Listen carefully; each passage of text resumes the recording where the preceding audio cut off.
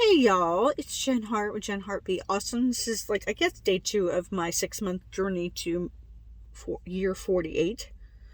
I wanted to kind of pose a question for y'all, if whether or not you identify as somebody with ADHD or CPTSD, it doesn't really matter.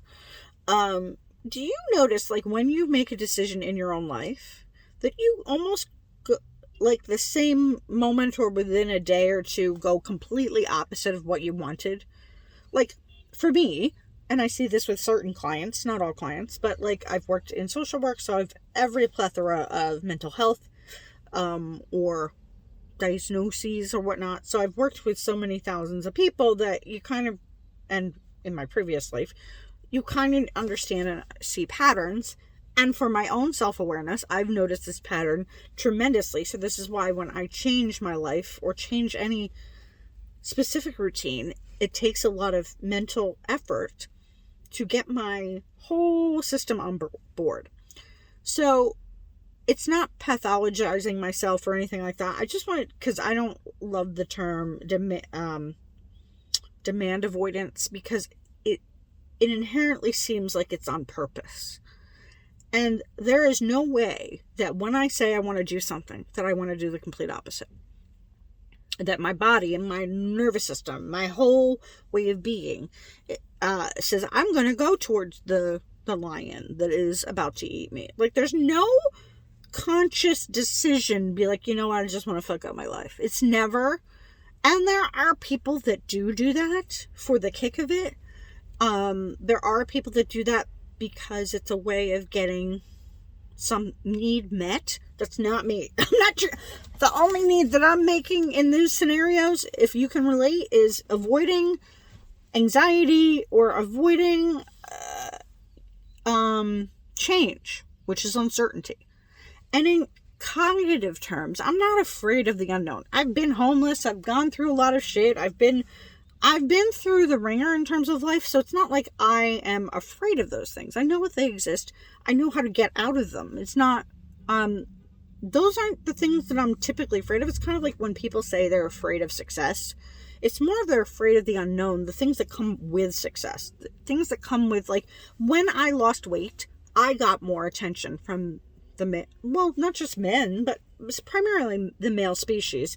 And some of that attention was toxic. I have a trauma past. That's not fun. And it's not something one can control other than setting really strong boundaries and just taking things to light or whatever. But it's not I should be heavy to thwart that. I have other stuff going on too, biologically and just, but that could be one of the reasons why there's a stop gate of oh, I've declared that I'm going to change my body, for example, and then do the complete opposite for at least one day, which that's what I did yesterday. I mean, a couple of days prior, before making a declaration, which is so crazy, and public declaration, is that I literally, a couple days prior, I was eating 2 shakes a day, salads. I was on point on my calories. I was walking 10,000 steps yesterday after I declared the thing that I'm changing my life just to feel better at 48, and to help people along the path. Is that I literally had a Whopper, a single, not a Whopper, a Dave's Wendy's single meal, and then 2 candy bars later on at night. Do you understand this? I only understand this from being very self-aware, and when I do things, I remind myself not to beat myself up, because that's never going to get me to a place where I'm going to change. Because I have a very interesting psychology. I've known myself for so long. And I continuously do the work to being why do I do this behavior? Why do I think this way? Is this a productive thought? I mean, I used to be the person that would just wallow and cry all the time and say, woe is me, I'm a victim, blah, blah, blah. And there were certain stages where that's acutely true, but it's not permanent, and it's certainly not helpful for engaging your life in a positive way. So even at the worst stages of my life, when people are awful or I didn't have support or whatever. Even in those times, I know how to get myself out, and I'm very grateful for, even though my mom had some challenges, she taught me how to critically think about myself and others, and then eventually through therapy, it got better because I wasn't just hating on myself. I learned to not hate myself. So I was born the way that I was born. Like, I was born into the family that I was born. I have the brain because of the environment and the biology that I have. Of course, I can support it with like supplements, which I do. I can with medications if required. Like, I'm not opposed to anything that will benefit me or anybody else. That's never a problem. And then I learned how not to hate myself for being my own, getting in my own way. And this is helpful because when I decide that I want something, it does take me a way to work around my own mental and behavioral patterns. It does take time. It takes energy, which if you have ADHD or some type of neurodiversity, whether it's, and it doesn't even have to be neurodiversity. You could have chronic fatigue. You could have some other thing. It takes effort to change. So when it takes effort, you have to be very strategic almost on where you're going to place your attention and your energy, because not only just doing the behavior, which can be helpful sometimes. You just do the thing that you don't want to do. I learned that when I was running and working out in 2013, 2014. I think it was 2014. I don't know. It was around the Boston bombing time. That's how I remember things. But I joined a running group because I lived in New Jersey near Princeton, and I would go to the Princeton running group, and it was torture. Not torture as in like, oh my God, like horrible things, but it was like, I chose to do it. I followed through. Some days I didn't want to. And the day that I proved to myself that I could do something that was uncomfortable and I didn't really want to do was I kind of twisted my ankle, and I still had like 3 miles left to go on a walk run thing. And I still did it. So these things aren't this is hopefully to help you, is that sometimes things, when we want to change things, it is uncomfortable to change, but it has to come from your own accord. It could also be helped that when your mind is getting you fucked up, is getting you in your own way.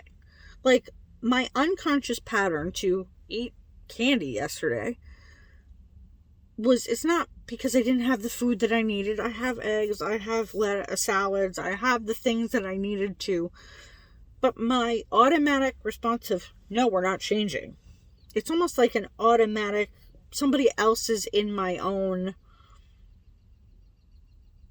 body, even though I'm not the invasion of the body snipers. But it's like something else took over and said, nope, you're not changing. You said you wanted to change, we're not doing it. It's like a mindfuck because you know you want to change. It's kind of like some of my clients. My clients, at least some of my clients, especially when they're looking for a new job or something like that, they know they want a new job. They do some of the work around it. They don't do all the work. They don't get their mentality behind I'm capable and valuable and aren't doing the mental necessary steps that will require them to find a new job or learn a new skill or do the thing. You can want something and not do anything about it. You can want something and be pressured, which my brain does not work on pressure. And there's a difference. This is why the demand avoidance, I wanted your opinion, your own experience around, is that when you feel put upon by external or internal, how do you deal with it? You're wanting to avoid the thing. My automatic nervous system, because of PTSD, ADHD, whatever the thing is, my automatic response when somebody else, or even myself, wants me to do something is no. It's always a no. It makes no logical sense until I can get my own head around something. And the people that know me very well, they know this. And they don't fight me on it because they know they're going to get a worse digging in the ground business. It doesn't serve them. It doesn't serve our relationship. And for me, I have to decide. I have to have the autonomy to know whether or not I want something. The days that I was doing Jillian Michaels, like the 90-day program, 13 weeks or whatever, or 12 weeks. And when I was in that running group, when I decided that I was going to get up and finish that 3.5 miles or whatnot, that was for me and no one else. That was not somebody demanding me to get up. It showed me my own personal power. It also showed me that I get to decide whether I'm going to try harder, and try harder is the wrong word, because that's like something gets thrown at ADHDers all the time. It's like, you should just try harder. If I could, I would. It's not that I'm being obstinate for a real reason. My brain has to get on board. My processing has to get on board. My desire has to be paramount for this to actually occur. And my job as a mindset coach, as somebody who works with people's behavior, my job is to help them get on board for what they want. Sometimes it's based on just taking care of themselves. Sometimes it's actually asking the right questions on, do you really want this? Because it's okay if you don't. There's no chalkboard in the sky that says you have to follow this protocol. There's none. I want to give you permission. If you don't want to do something, you don't want to do it. But if you want to do something different, change, what have you, if you want to do something that is meaningful and sorry, I get distracted with cars and the fucking thing, and talking to myself is weird. I know I'm talking to you, but it's a little weird, right? Anyway, so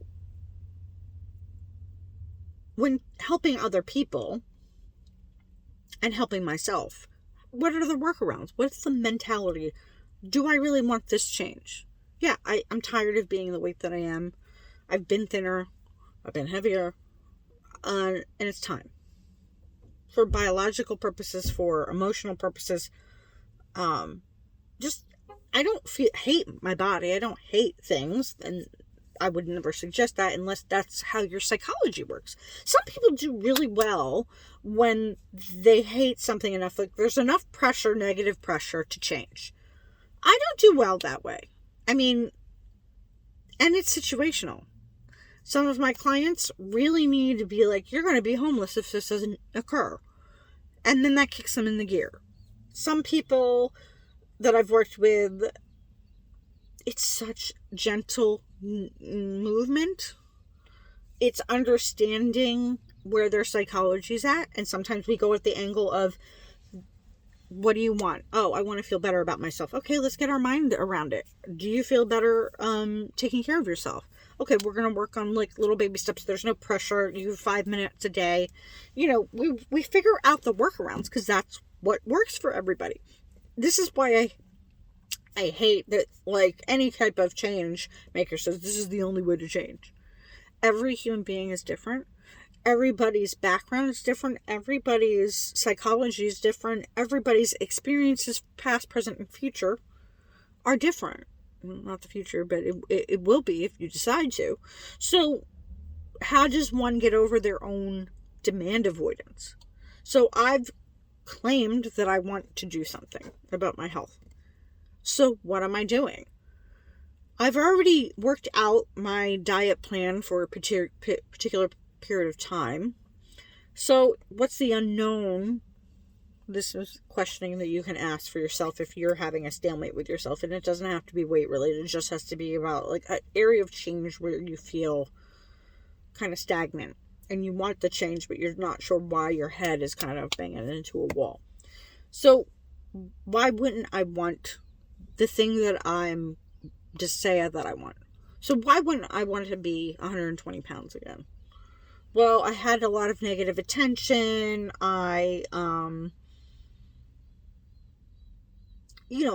What else would it be a reason why one wouldn't want to be fitter, healthier? And it doesn't mean you're healthier. I'm just saying in general. So you break down all the things that might be the thing where your brain is going, I don't want that. It could be just the process. Your brain doesn't like the particular process that you've chosen. So my brain might not like the fact that I was cutting out a lot of carbohydrates. Understandably, that's why I binged on carbohydrates like later on. That makes total sense. So what does that mean? I might have to incorporate healthier, different types of carbohydrates at the 2 meals that I wasn't eating enough carbohydrates. Or it could mean that I just have to push through the uncomfortable feeling that I got, because I can't change yesterday. Like, I literally,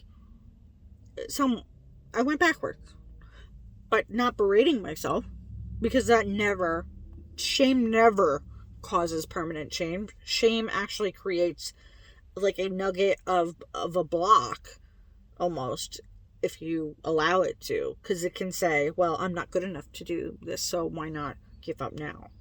Shame is so toxic. The only time shame is important for, I guess, a group or a particular social construct is like shaming somebody who kills somebody, or hurt somebody intentionally. The whole idea of shame is to keep people in order. This is your life. There's no sense of order except for the standards that you decide to set for yourself. My new standard for myself will be 120 to 125 pounds in the future. And my goal and my process is figuring out where my brain and my behaviors can match. So it's not going to be necessarily like free of discomfort. All of it's uncomfortable. Except for like when I walk or dance or do things that I enjoy, and eating healthy food. Like, I love like a great salad with the thinking about those things makes me encouraged to do those things. So then I do more of them. So I find the positives or the desires of like, ooh, that feels really good to have that in my belly. Like when I have a steak with like vegetables, like just chef's kiss goodness. So that I can get behind. And my job to demonstrate is how I get my brain to cooperate with my body and my body to cooperate with my brain. And sometimes it's doing the steps without cooperation, but it's hard when I have that demand avoidance process. So getting my brain on board for changing, deciding something new, being okay with being uncomfortable with the uncertainty, because there's going to be uncertainty when you're making any type of changes, whether it's demanded from your boss. And I would encourage bosses or employees or friends or even family to, depending on the psychology of who you're working with, is not to demand shit. Encourage and find the things, if you're a support person, find the things that actually help that person. And it's not telling them how to live their life. It's legitimately like, what do you enjoy? If you could take care of yourself, what would be one thing that you could do every day? If you could make more money, what's one thing that you could add to your arsenal? What help do you want with that? How can I support you? But this is for your own benefit too. Like, asking for that support from people. Like with my roommate, I ask support. I'm like, please help me not eat the dessert that's out. It's not my dessert, so it's a lot easier for me not to eat hers. But it doesn't prevent me from eating things outside in the real world. That's a thing that I have to have self-awareness and presence. That's why mindfulness works. That's why being aware of how you're feeling. And then sometimes it's a reminder too. Doing that one time is not going to prevent me from getting to my goal. Being consistently that way will show that change isn't happening. And I'm okay either way. Like, I'm alive. I'm relatively healthy. I'm,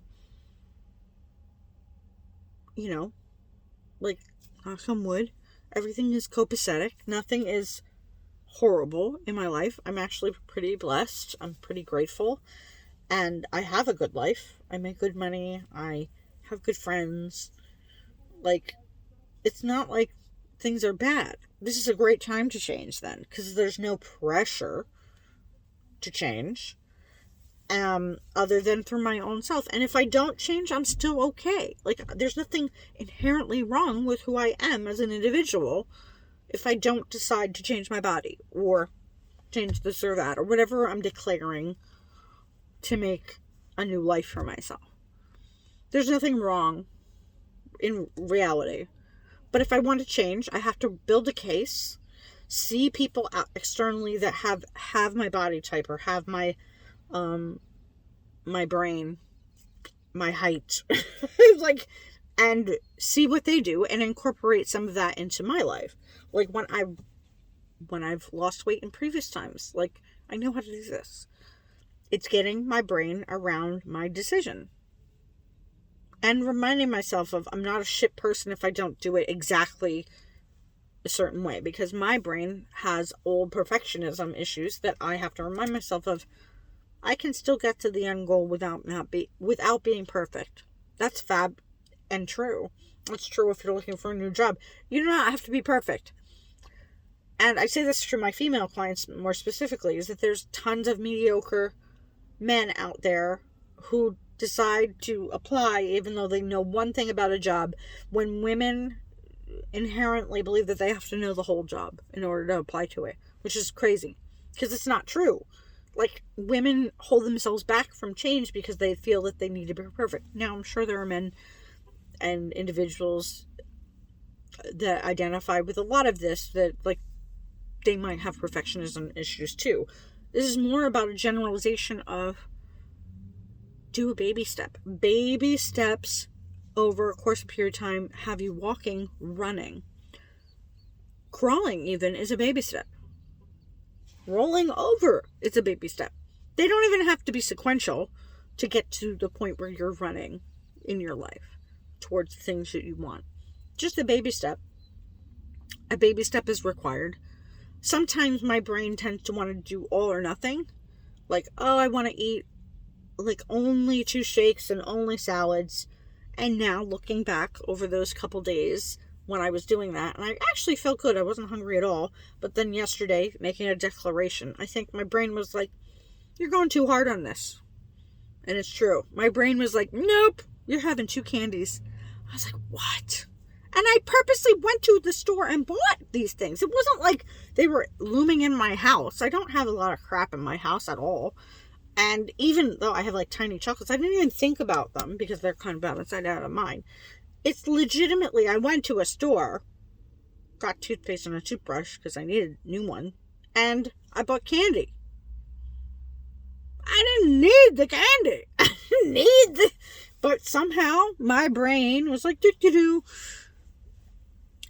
So anyway, I hope you're having a good day.